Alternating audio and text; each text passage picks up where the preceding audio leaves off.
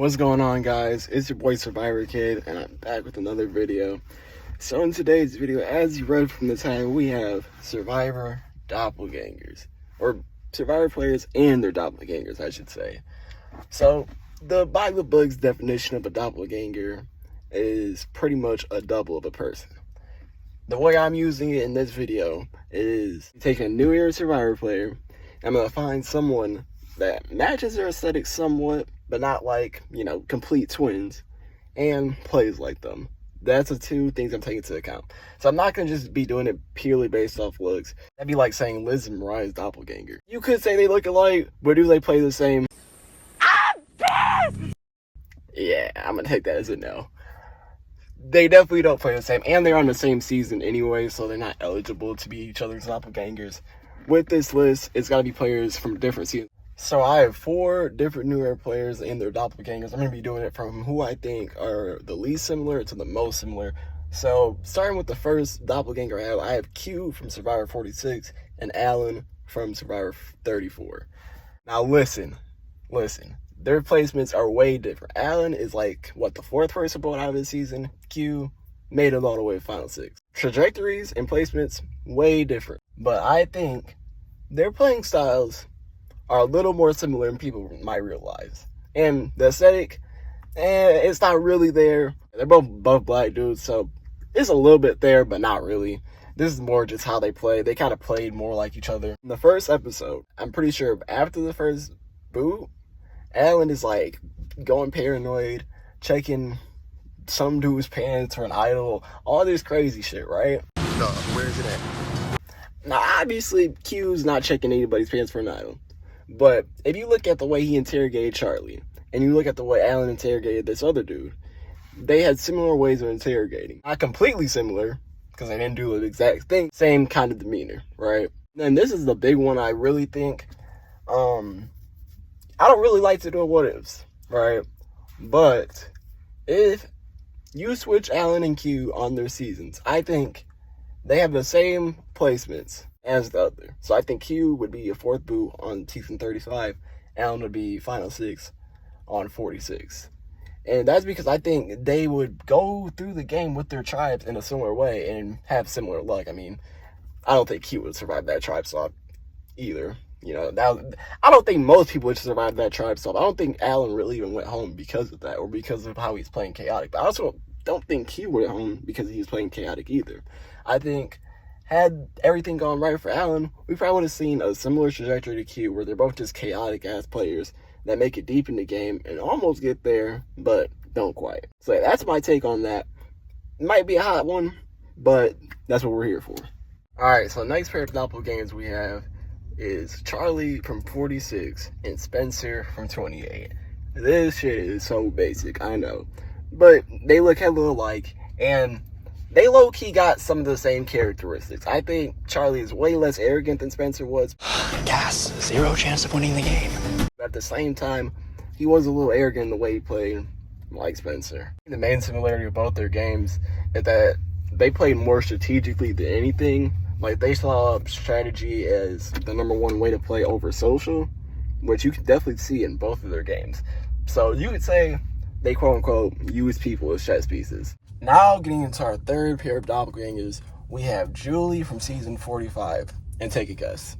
It's obviously Tina from season 2. The personalities, not exactly the same, super similar, especially when you compare Julie to the way we've seen Tina most recently, which was in Blood vs. Water.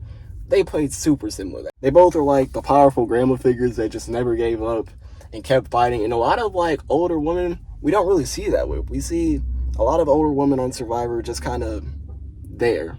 They might make it as far as Julie, but they're just there most of the time. Julie and Tina, they both pretty much proved that old women archetype wrong, or old women stereotype wrong, which is that, all old women just play super passively. I think a lot of older women do on Survivor. Wouldn't say all. Can't generalize them all like that, because there are some exceptions. And I think Julie and Tina, both the exceptions, especially with Julie not getting Austin the idol back. I think if Tina were in Julie's shoes, that's like something she would do too. Like, I didn't even expect Julie to do that. I thought Julie would for sure give him back the idol. The fact that she kept it, That shit was savage. And I think Tina was pretty savage on Blood vs. Water too. So the comparison is definitely there. Alright, the final pair of doppelgangers is easily the most on the nose pair I have. If you saw my first video picking who I would choose to win each New Era season 41 through 43, you probably saw this coming.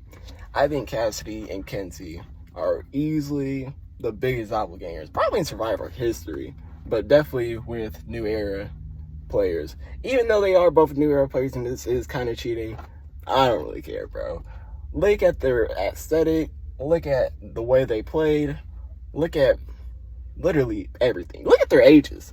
Cassidy is 28 going on 29. Kenzie just turned 29. Even the ages are the same. That should tell you everything you need to know. But you want me to go more in depth? They both got hella tattoos. Alright, not gonna lie, until I seen the picture of them side by side, I thought Cassie had way more tattoos than that. All she got is like a sleeve and a stomach tat or something. It's not like Kenzie got, but still the similarities are there. I think they pretty much played bar for bar the same game. I don't think either should have won the game, which is why Cassidy didn't win. Kenzie, on the other hand, I wasn't on the jury. But they both played super similar. Just to show you the point a little bit more, I'm editing the videos back, and I noticed for the clips I chose for both Kenzie and Cassie, they're literally talking about the same thing. Like, you can watch, I'm gonna play the clips after, you can watch for yourself, but they're literally basically targeting the same type of person in their game. They're doing the same thing, they're talking about the same thing. Like, this is crazy how similar their games were. They want to make a big move because they want to feel secure. Because if they get rid of Q, then they're more vulnerable. He's proven that I can't fully trust him. He also is a threat in challenges. Literally, I would say pretty different pre-merge games, but they had different pre-merge scenarios. This is mostly going off post-merge. They played the exact same to me, and they look not the same. They definitely don't look the same in the face or like hair-wise, whatever. But aesthetically, they're definitely similar. You can't lie. The similarities are there. So that's why I think Kenzie and Cassidy are easily the two biggest doppelgangers in Survivor history. Alright guys, that was Survivor New Era players and their doppelgangers. I hope you guys enjoyed. This was a really fun video to put together. I had looked all over YouTube. I didn't see any videos similar to this or like this. I saw one that was like Survivor knockoff players, but this isn't really knockoffs. These are doppelgangers. I think it's a big difference between the two. So I'm, in my eyes, the first to do this. Hope you guys enjoyed it. Stay tuned for more videos like this one. And yeah, peace.